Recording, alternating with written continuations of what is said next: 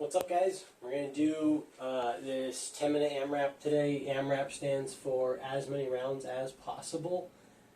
Today we're going to be doing 5 push-ups, followed by 10 body weight squats, followed by 16, we'll go even, plank taps, and then 20 jumping jacks. I like to write my workout down so I can see it as I'm going through because it's easy to get mixed up. Then what we're going to do today is you're going to rest 45 seconds in between each round. Now, you can modify this and do less rest, but especially when you're starting out, it's a good idea not to drive yourself too crazy. And the good thing is, what you can do is if you're going to rest for a full 45 seconds, is you can go pretty quickly through the workout to try to get, as I said, AMRAP, as many rounds as possible. So if you know you're going to do 45 seconds of rest, then that means you're going to speed up everything else.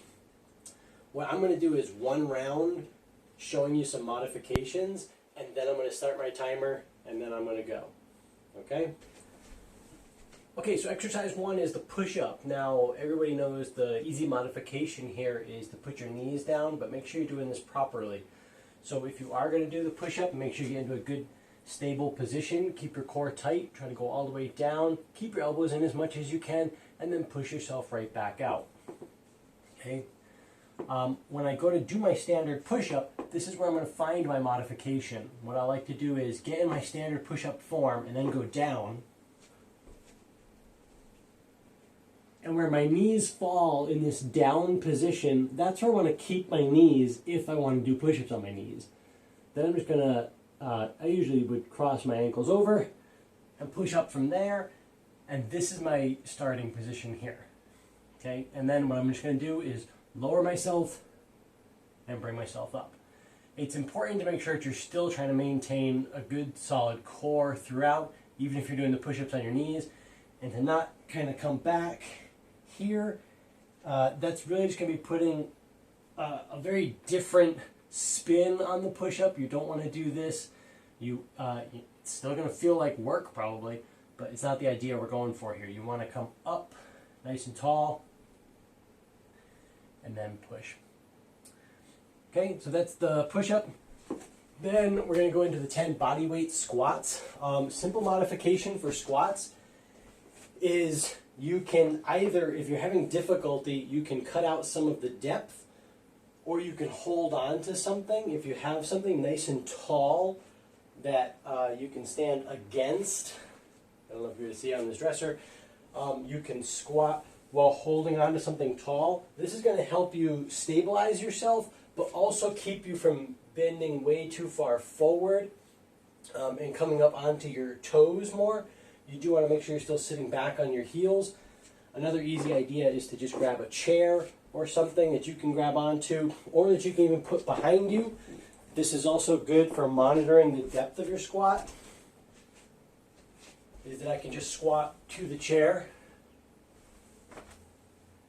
And this way, if I feel unstable, I'll fall into the chair.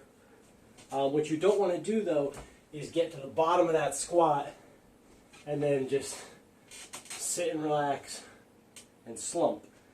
Okay, you want to maintain that good spinal stability and come right back up. You want to just touch and go.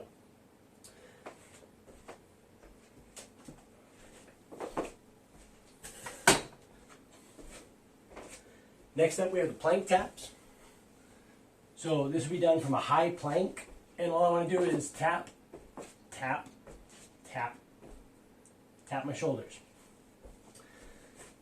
Now, what you want to try to do in this one is you don't want to have to rotate up to tap the shoulder. So what I mean is I want to try to keep my core nice and solid so that I can reach and tap, and I'm fighting to keep myself stable instead of rocking this way and rocking this way to help stabilize as I go. So you want to tap, tap, and these are quick taps. Would it be harder if you went slower? Yes. Remember, we are trying to go quick today, and you're still going to feel it as you try to make those transitions. Again, easy modification for this one, do it on your knees. So again, just go down, come up, and you can do them here. Try not to do those ones from your knees if you can.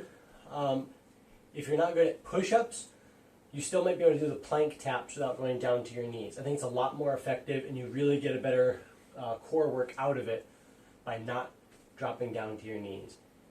You got to kind of balance out for yourself.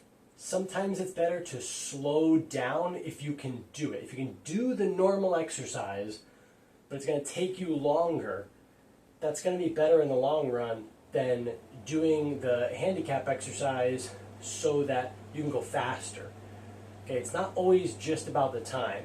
If you do an easier exercise and you do a lot more work, good for you. Okay, but it is hard to keep pushing yourself, so usually the easier way to make sure you're working hard is to do the harder exercise. That way, even if you're going a little bit slower than you could, you're challenging yourself. All right, and last but not least, we have the jumping jacks.